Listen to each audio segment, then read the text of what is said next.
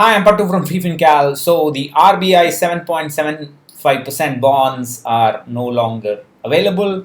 On the same day, I wrote a post on tax-free bonds versus RBI bonds, the GOA bonds. The RBI issued a circular to close the bonds, which is a good thing in my opinion. It will stop messing up of portfolios, especially for people who are far away from retirement.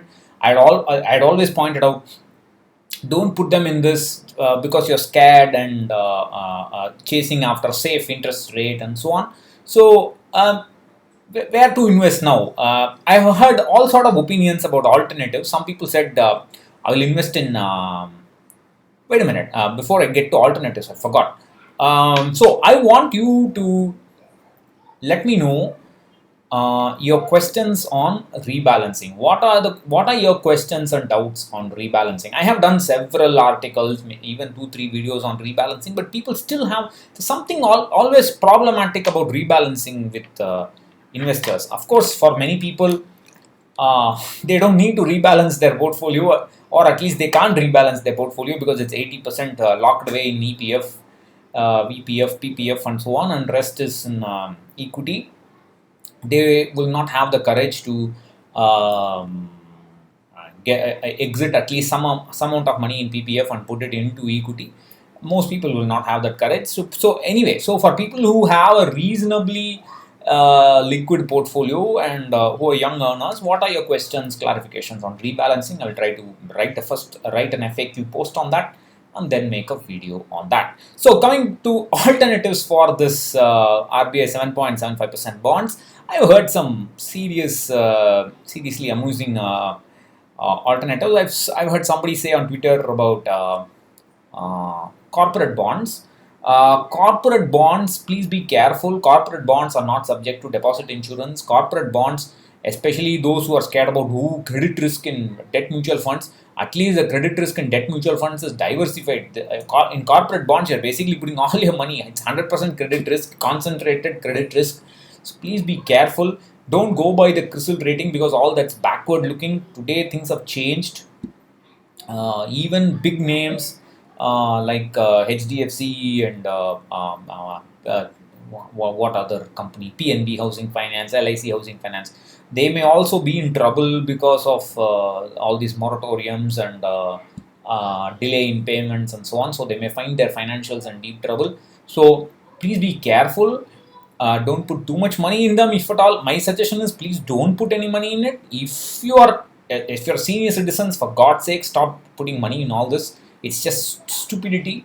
But if you are not, and if you still want some kind of fixed high interest FD income, then please be careful.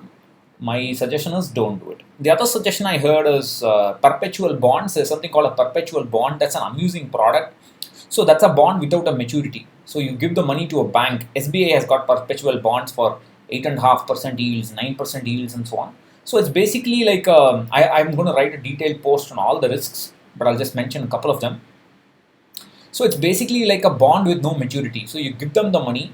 The only way you can get your principal back is by selling it via the secondary market in a demat account, or they will have a callback option after 5 years or 10 years and so on.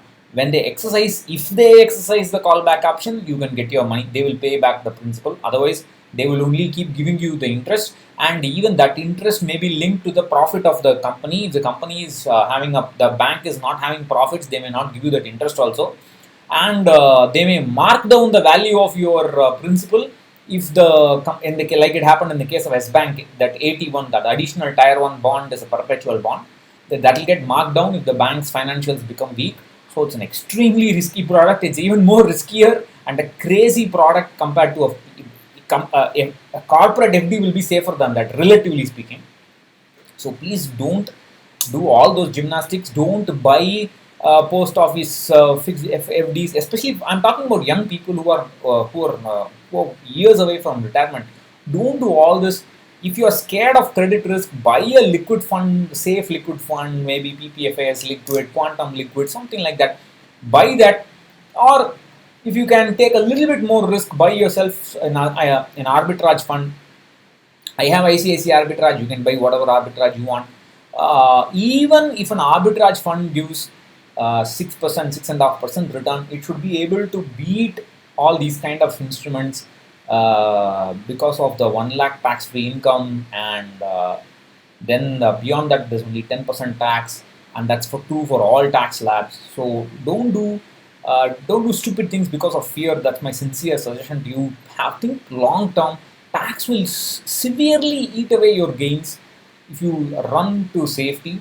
So please consider these options. I talked about this. You can read my post. I talked about how to get income. I have made a video on arbitrage funds, multiple videos how to get income from arbitrage and so on. Have a look at that. I use arbitrage funds as a debt portion for my son's education. I have talked about that, and it will also help in rebalancing and so on. So please do consider liquid, reasonably diversified, reasonably safe options. Please recognize Franklin Money Savings Fund, that is the money market fund, Franklin Savings Fund, right? That's the money market fund that has shrunk in AUM by 60% or so. Now it should have gone to even below that, but it's still in operation because that segment of that debt bond market, the money market, is very liquid.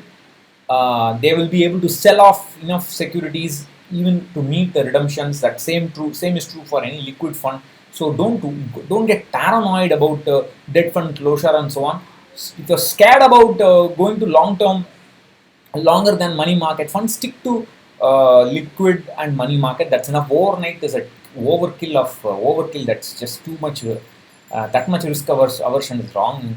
Unless you want to just put cash, don't go to overnight. So that's enough. I mean, I think that those are the reasonably safe options.